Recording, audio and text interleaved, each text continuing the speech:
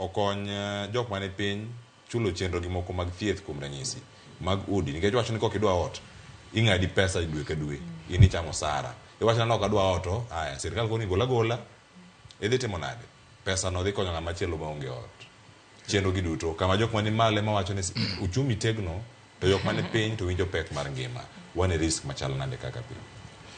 Erokamano Cleo, adwa wacho ni mondo mi wang'e ni sani ng'ama tayo office mar treasury en CPA Mbadi dong kamano. To CPA Mbadi ne en CPA kata ka pok obedo CS treasury. Manyiso ni ne en gi rieko mare mane ok oyiere office no kaka clerk. Aparo ka pod en e od bura nowacho ni economic advisors moluoro president gin economic saboteurs. Manyiso ni kar konyo piny to gimedo mana thiro. Sani kanoyier CPA Mbadi, jok manowacho ni saboteurs ke ema nyo ochako bedo go piny be ema gikelo go paro ke. Lokruok biro ga kaka osedonjo sirkal. Koro ineno gima koro inya gi CPA ok noyiere kaka jalwedo, noyiere kaka jatelo. To ok onyal bedo piny gi jowa manowacho ni jogi saboteurs to gikelo go chike. Ok chik ma okelo adieri gi sani mana nyalo wacho openly manyalo siro ni apart from very simple thing donga nyisi ni mane gikelo en chik mokel sani manyo onge to wach ni kaka chef gi shami wacho ni koro gima wadhi konyo go jotich ni nwang'adu ahinya wadhi miyo relief. Iwinjo gini nyo onge 2.7% 2.75% nyo onge ne en 500 to 1700 NF. Ok inyal kelo nwa gimoro mang'ado ji kabisa tiwacho ni adhi golo moro matin e wiye maluongo ni relief. Omiyo an kipenja ila nanyalo duoki ni a structured sani nenore ni senior CPA Mbadi pok owinjo gimomiyo nwadhi ang'anyo. Nwadhi ang'anyo nikech cost mar living ni malo. Manyiso ni pesa mano wanyalo bedo go ofuko wa ne tin kaka jopiny. Wang'iyo ni chakre 2022 nyaka sirikal ni ne kawo en ang'o ma japiny osebedo ka neno go yot e ofuko ne nyaka sani onge.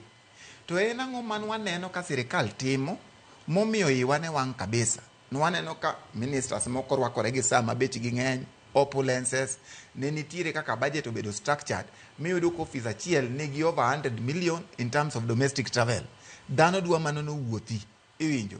Koro nwayiere nikech nwawacho ni kuongi cost nwa programs mag budget. Iwinjo. Mondo mi wastage mane sirikal odog ang'owa piny. Iwinjo gimomiyo nwadwa gino. Ka wastage odok piny manyiso ni pesa mang'eny dhi bedo diverted, dhi bedo gibedo a portion mondo mi gidhi konywa development. Development gima dhi kelo yot ne japiny. Iwinjo.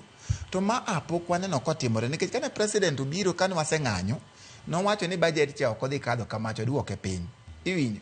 To gima nochako timo in one hand en ni nodhi osign gimiluongo ni appropriation bill. Appropriation bill en teko mar tiyo gi budget no as is. Iwinja. Owacho ni finance bill kaka dhi choko ushuru nitaduoko piny. Koro nochako wacho ni nikech aduoke piny tachaka sign appropriation bill manyiso ni kopo ni ok anyal choko pesa yo tabro olo. Manyiso ni the status quo mar gik momiyo nwang'anyo pod nitie.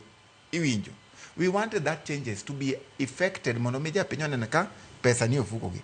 Adieri pesa onge ofuko japiny from the county level to the national level. Iwinjo.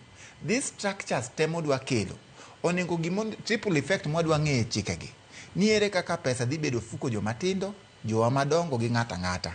To ka onge triple effect mar gino on a short term, to pod wadhi bedo mana gi pek. Onego wang'e the structures mowacho ni nitie. Mbadi nyo wacho gimoro kanyo en e meetings moko makoro miyo wachako shuko nikech trust deficit marwa gi sirikal ni piny. No bukore ni en office ma en go gi sida. Sani ma inyo county en office of control of budget. Ni office of control of budget tamo counties gi yudo pesa gi yo maka kare. Nika gisegolo pesa to pesa ni onego dhi adhiya. To gimomiyo waketo constitutional office kaka office of the control of budget en niya ong'ira tiro ni pesa ma ore counties gi. Bigolo gibe gitie yo makare. Ok apar ni a professional mobedo employed kaka control of budget nyalo bukore ni tamo governors mana pesa gi aoyaye otamogi nikech seche moko ng'ato kaka dwa gole gi kaka dwa tiyo kode onge kaka gino dhi konyo japiny en kano biro kacha to nosewacho ni loopholes nitie kata KRA ok choki kama ne tiyo maber ni to wacho ni ya temuru comply ok wach ni inan kodi gi shida koro kowacho ni usuru nitie modwa no medi ok watamore to ere programs moseketo mondo mi ushuru gi utie yo makare iwinjo mane gima wawacho as young people gima mina kashilo wacho ni ya no yie chulo tax even up to 50% because services ni nyalo ne iwinjo wan wayie chulo usuru no kaka gidware no to badi okuongo address the loopholes mano wawacho ni ya Mbadi ka anitie shida kuongi dine oula mwachoko matin gi dine oula mondo mi wastage gi otimre nade ochung kise dino oula dinwa gi chike kaka idwaro medo ushuru wabro bedo very open mondo mi wayie ni mondo mi timre nade nikech as is now onge ber mwaseneno kata mana sani mane wawan gi broad based ni an broad based an pokanene kata within here in the city kata Migori County mwacha ni ya nyaka ne Mbadi gini koro ka office